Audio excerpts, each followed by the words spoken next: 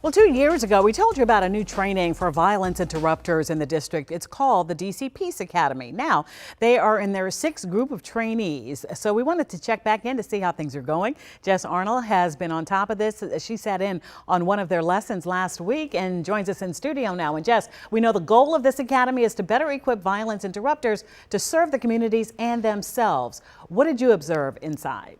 Well, these are community leaders who have been through their own traumas, Allison. Some have been to prison. Others shared stories of trying to get kids on a different path who have now ended up dead or in jail themselves. That's why they're pouring so much energy into classes like the one I observed on cognitive behavioral theory.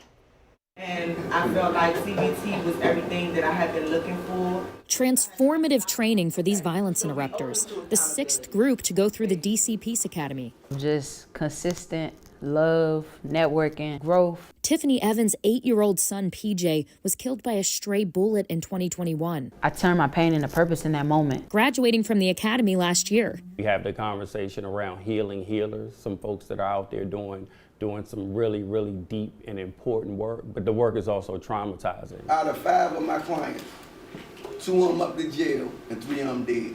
And so going deeper for us meant, adding a level of therapeutic services to our program. That's what inspired Marcus Ellis to take on the role of Peace for DC Executive Director and Prince Ham to go through the academy.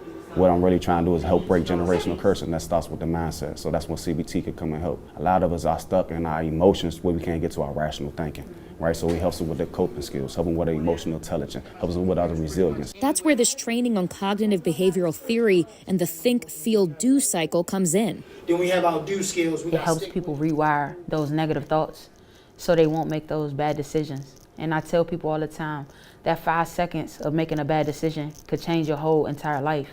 So sometimes you got to sit in that moment, stop, think, feel what you're feeling, and make the best decision in that situation. One of their best decisions, joining the Peace Academy.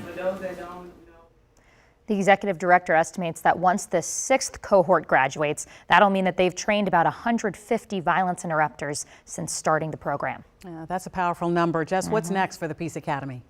Yeah, they're going to be expanding their programs. They hope to be able to support violence interrupters in their employment and healthcare in the future. They're also working to start a civic coalition with local businesses to try to jointly address the problem of gun violence throughout the city. Wisdom.